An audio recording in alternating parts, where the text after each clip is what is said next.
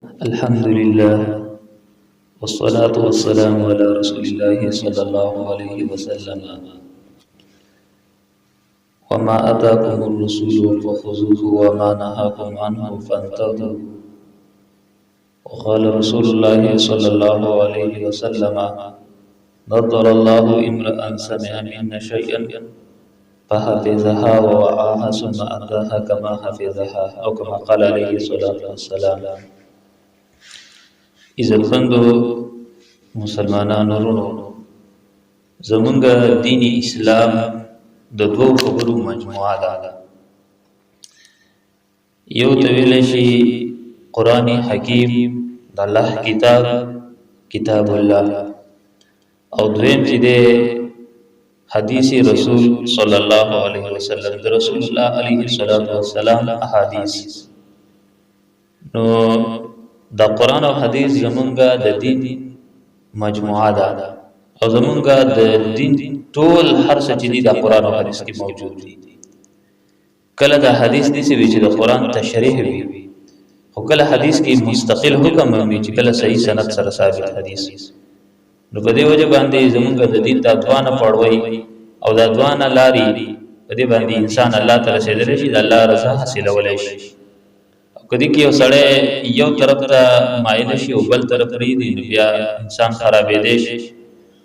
لکه یو سړی دا وایي چې بس زموږ لپاره قرآن کافي دی او حدیثو ته ضرورت نشته، نو دا نشي عمل کولی په دین باندې. ځکه د قرآن تشریح رسول الله علیه السلام کلی دا، صحابه کلی دا، او چې کله سړی د صحابه مطالعه ونه کړي، د هغې اقوال وانه اخلي، د رسول الله علیه السلام حدیث مطالعه نه کړي، په قرآن عمل نشي کېدلی. لکه خصوصا دا اوس د دې وخت د بعضې فتنهګرو خلکو فتنې والا را پیدا شوي دي، هغې د احادیثو نه انکار کوي او حدیث نه مني. ګوره حدیث ته ضرورت نشته دی، زموږ دپاره د الله کتاب کافي دی، که قرآن کافي دی. ذالک الکتاب، بس دا کتاب دی، نو کافي دی قرآن. او ډېرو خلکو د دې وجې نه د حدیثو نه انکار کوي، خو دا ډېر غلط خلک دی. دا هغې وجه دا ده چې قرآن کې ډیر داسې آیاتونه دي، ډیر داسې احکامات دي چې د هغې تفصیل احادیث کې دی. ګوره قرآن کې دا حکم دی چې صلو منځ کوئ، او واتو زکات ورکوئ، اقیموا الصلاة منځ کوئ. اوس منځ کوئ نو طریقه قرآن کې دا نه ده چې نقل شوي چې تاسو به اول تکبیر تحریمه ووایئ، بیا به قرات وکئ، بیا به سورت ووایئ، بیا به رکوع وکئ، بیا به رکوع نه پاسه، بیا به سجده وکئ، او بیا به قیده وکئ، او بیا به سلام وګرځوئ، او دا به 2 رکعته شي، دا به 4 شي. داسې تفصیل نشته. هسې اجمالي خبره ده چې اقیموا الصلاة. ښه داسې د زکات خو دا حکم شته دی چې زکات ورکئ، خو څه شی ورکئ، څومره ورکئ، څنګه ورکئ، چاله ورکئ، د دې تفصیل بیا قرآن کې نشته. قرآن اجمال او تفصیل احادیث نشته دی. او اصل کې دا قرآن او حدیث دا یو څیز دی، یوه وحی ده، او وحی جلی ده او یو وحی خفي ده. قرآن د الله د طرف نه وحی ده، او حدیث هم د الله د طرف نه وحی ده. خو دا قرآن داسې دی چې د الفاظ معنا دواړه د الله د طرف نه وحی، او احادیث چې دي نو معنا د الله د طرف نه وحی ده، او حدیث چې دي دا د رسول الله علیه السلام د خپلې الفاظ دي. مقصد دې دا و چې حدیثو تشریح د قرآن سره د لازم او ملزومه ده. نو موږ د الله د طرف نه په توفیق باندې، د الله په فضل او احسان باندې دا اراده کړې ده چې احادیث خو ډېر مشهور کتابونه شته دي، هغه کتابونه سړی شروعات کوي او وایي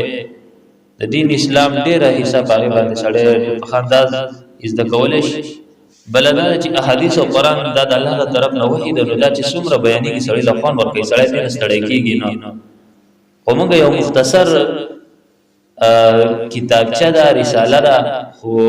اعتبار د رسالې سره خو ډېر ورکوټي ده، خو د دې چې کوم مقصد دی او د دې کومه معنا ده او مفهوم دی نو هغه ډېر اوږد دی.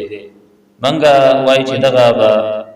د هرې جمعې په سحر باندې هغې نه یو حدیث درس کوو د الله په فضل او توفیق سره، د خپل اصلاح دپاره، او څومره چې اورېدونکي دي د هغې د اصلاح په غرض باندې، او د رسول الله علیه السلام د دې حدیث باندې د عمل کولو دپاره چې فلیبلغ الشاهد الغایب او نظر الله امرأ سمع منا شیئا، د دې حدیث په غرض باندې هغه مجموعه ده د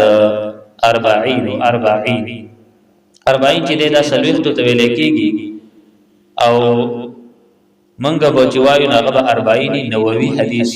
چې امام نووي د 40 کوم یو مجموعه را جمع کړی دا هغه مجموعه نه به د ورځ یو حدیث وایو یعنی 200 احادیث او دا به تقریبا 200 هفتو کې مونږه ختمو ان شاء الله د جمعې په ورځ باندې. نو احادیث په دې 40 کې چې کوم 30 حدیث دي په دې باندې د لیکلو ابتدا علماء څنګه وکړه داغه وجه دا د امام نووي په خپل پرې ابتدا د حدیثو دی کتاب کې دی 40 کې دا خبره بیان کړي دا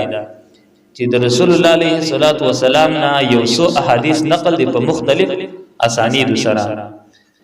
د علی رضی الله عنه په سند سره د ابي الدرداء رضی الله عنه په سند سره د نور صحابه په سند سره روایت را نقل شوی دي چې دا حدیثو خلاصه دا ده چې چا زما د امتیانو نه سلوه حدیث دا یاد کړل او خلکو ته وښودل نو الله ګورلا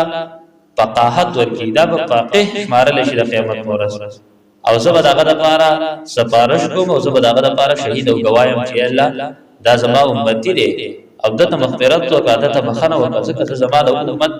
زما د احادیث د سلوخ احادیث راجم کړي او یاد کړي دي خلکو ته بیان کړي نو دا یو احادیث په سلسله باندې اکثر علما پر 40 باندې دي سلوخ حدیث تذکرہ حدیث کې راغلي دا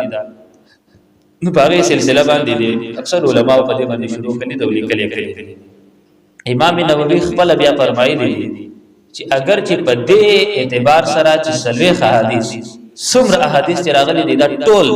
ضعیف دي یو روایت هم پکې صحیح سند سره نه دی ثابت د 40 په اعتبار سره چې سلوخ حدیث کاغه د ابي الدرداء رضی الله عنه حدیث ته کاغه د بل صحابي دی کړه بل صحابي خدا څومره احادیث چې را نقل شوی دي نو دا روایت ضعیف دي ضعاف دي ټول روایت ضعاف دي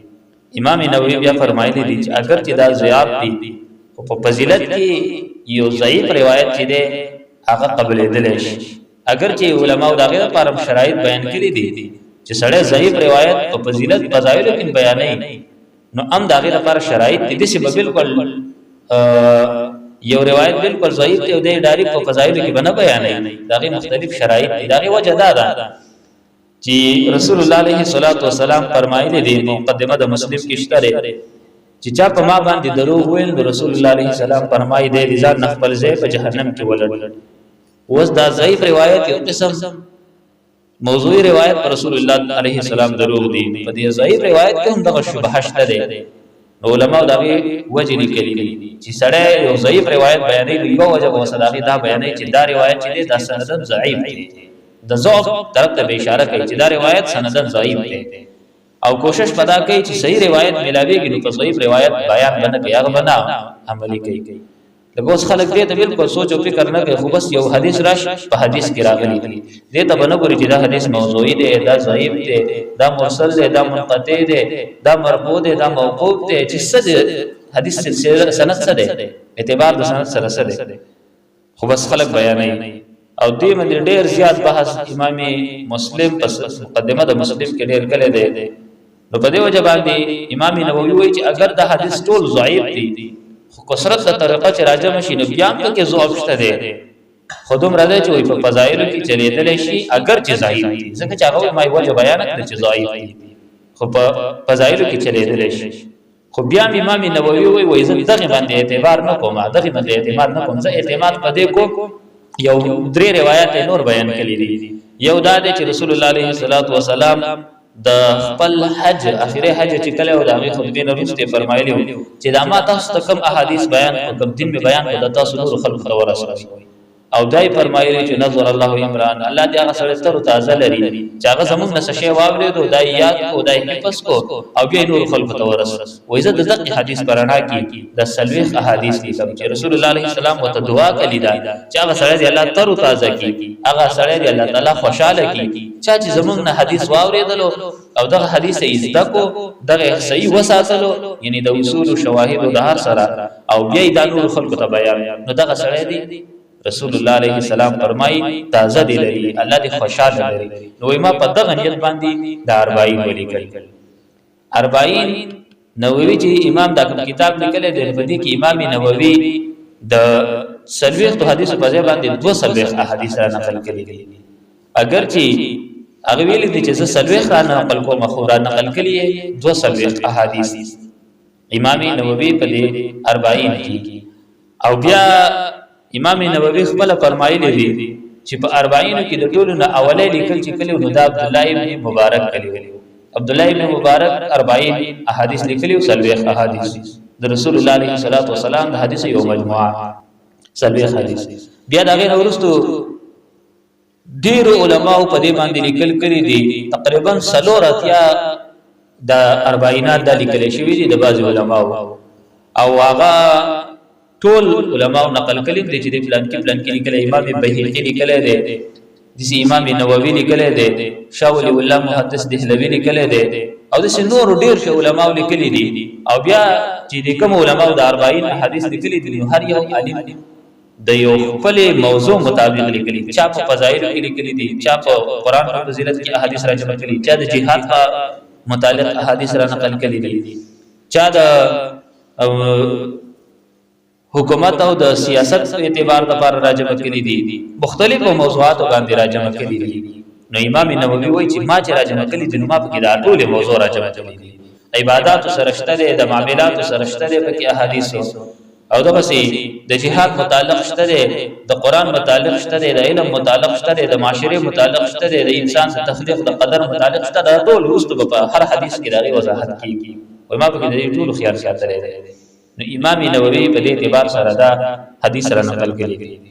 نو په دې ټول چې کوم یو عالم د 40 لیکلي د سلوي حدیث د هر یو فضیلت خو د امام نووي د احادیث ته یو اوچت شان ملاو شوی دی دغه وجه دا دغه اندازه علماء د دین لکه چې د دومره شروحات لیکل شوی دي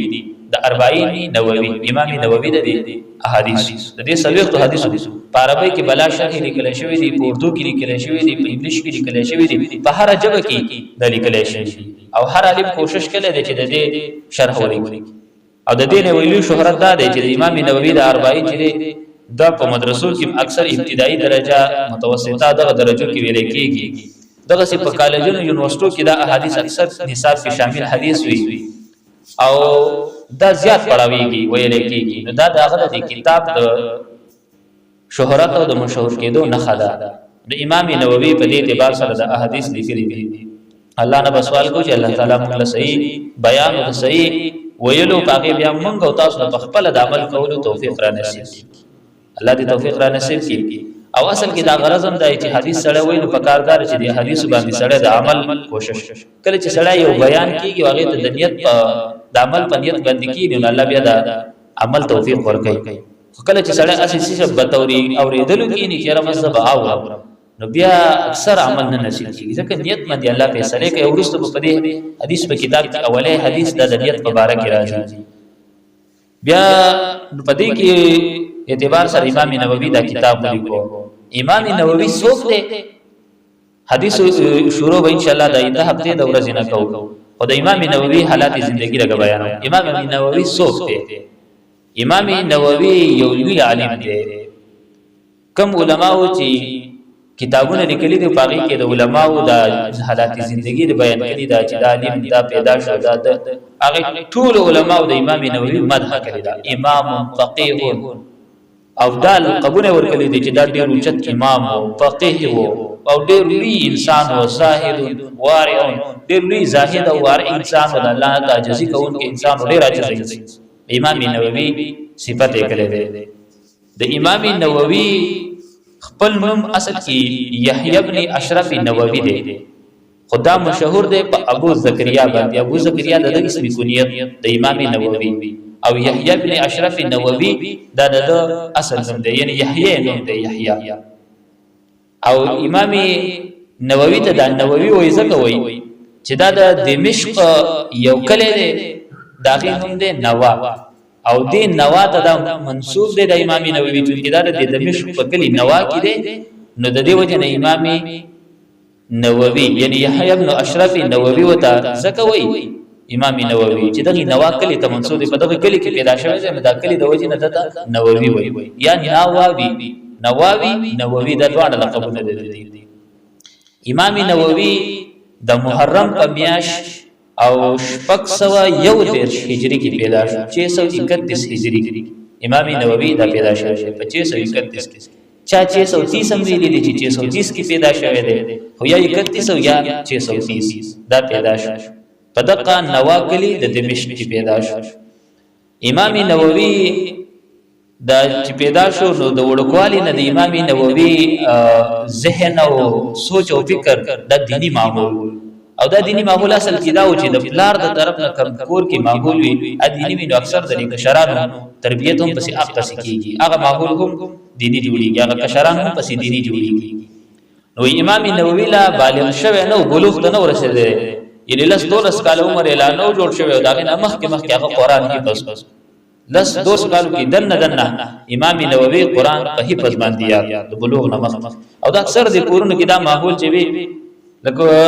کم ځکه چې پلار عالم وي یا پلار حافظ وي د قران او یا د قران قاری وي د داغي بچی ماغي طرف ته اکثر توجه کوي او داغي د وجه نه کور کې ماحول جوړ وي نو بچیم پسې حفظ وکي هغه پسې علم وکي هغه پسې روان شي د یو سړي په اصلاح باندې ډیر خلکو ته خیر راشي نو امام نووي وایي قران حفظ کو او امام نووي چې قران حفظ کو تقریبا وکاله د عمر او دا وکال د عمر کې بعضي شارحین د لیکلي دي وایي وشفا د روزه میاشت د رمضان او امام نووي چې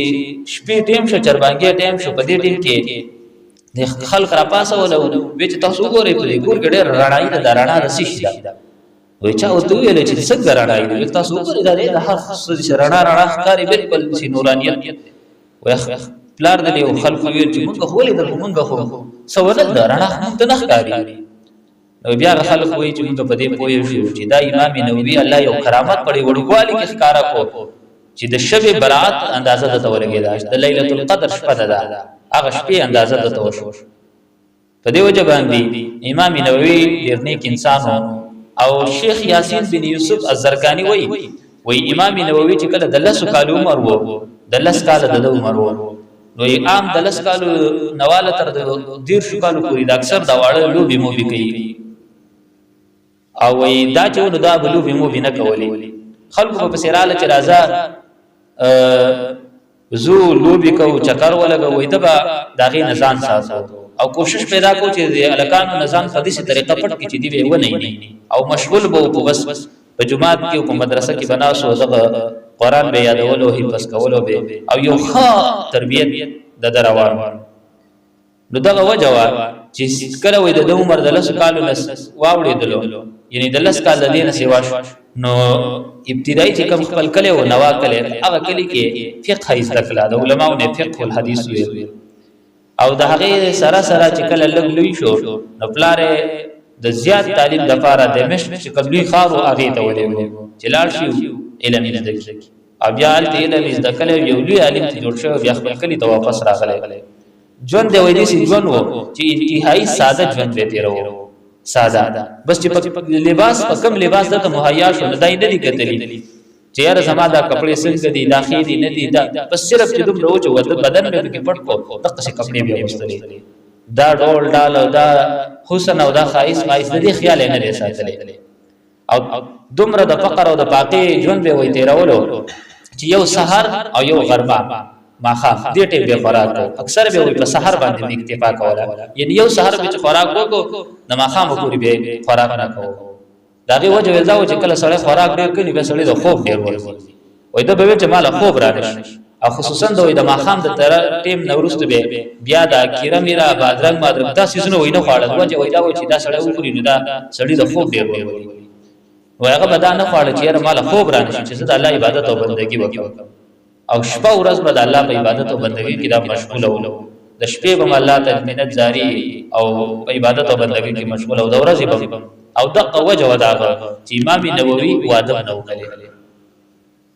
دی امام نووي واده نه کوي ځکه چې عزت الله دین طرف ته توجه وکم او دغه یو لوی هستی د شیخ الاسلام ابن تیمیه رحمه الله هغه واده نه وکړي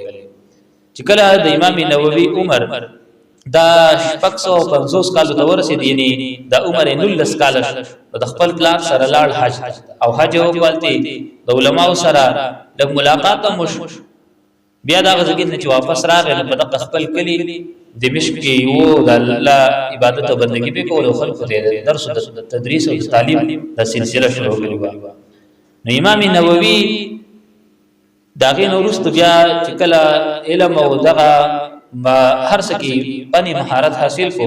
نبی په تصانیف په لیکل شروع وکړه. نو ډېر کتابونه ولیکل چې سړی سوچ وکړي نو د امام نووي په دې لږ ژوند کې امام نووي 15 کال ژوند تیر کړی، 15 کال عمر کې وفات شوی. نو په دې 15 کال عمر کې چې کوم لیکل کړي دي چې سړی وګوري تقریبا د یوې سپارې په اندازه باندې د هر ورځ لیکل لازم. لکه سړی چې د یوې سپارې لکه شل ډیر شپانې چې د هر ورځ لیکي، هر ورځ ابتدا دومره لیکل کړي. مشهور کتابونه چې لیکلي دي یو د صحیح مسلم شرح لیکلي دی منهاج په نوم باندې، او کتاب المجموع شرح المحذب لیکلی دی، روضة الطالبین لیکلی دی، دا ریاض الصالحین چې مشهور کتاب دی دا امام نووي لیکلی دی، او التقریب په نوم باندې کتاب لیکلی دی، زاد الطالبین په نوم باندې کتاب لیکلی دی. داسې مختلف ډیر زیات کتابونه لیکلي دي چې هغه سړی راجمع کړي کتاب تصنیفات هم ډیر زیات. امام نووي چې کله عمر 15 کالو ته ورسېدو نو امام نووي تل او چرته فلسطین او فلسطین کې د صغرز باندې نو په دې فلسطین کې وته لګ د بیماری شکایت راپېښ. نو دا غزګین را روان او دا شپږ یم کال دی د هجری او د امام نووي د عمر 15 کال دی. امام نووي د فلسطین نه چې را ورسېدو د نواکلی ته، نواکلی کې امام نووي باندې د بیماری ډېره شوه او دی بیماری دفاع ونکلو په د جمعرات په ورځ باندې د رجب په میاشت 30 ورځ د جمعرات د 15 کالو په عمر کې امام نووي د دې دنیا نه وفات شو.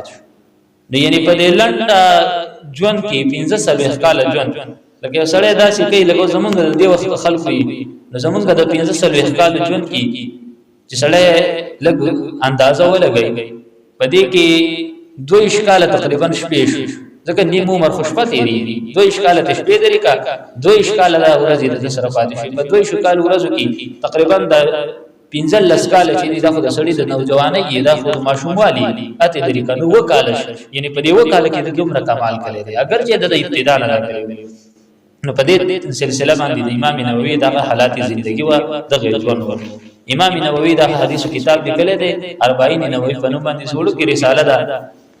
ډېر لوی علم دی پکې. د الله فضل او توفیق سره موږ د الله نه سوال کوو چې دغه احادیث تشریح او دغه د عمل په نیت باندې او د اصلاح په غرض باندې د خپل ځان او د خلکو د اصلاح په غرض باندې دغه درس ان شاء الله د هرې دنیا په ورځ باندې دغه حدیثونه یو حدیث هغه درس کیږي. الله دې او تاسو ته د عمل کولو توفیق را نصیب کړي. د احادیث سره د قران سره د الله د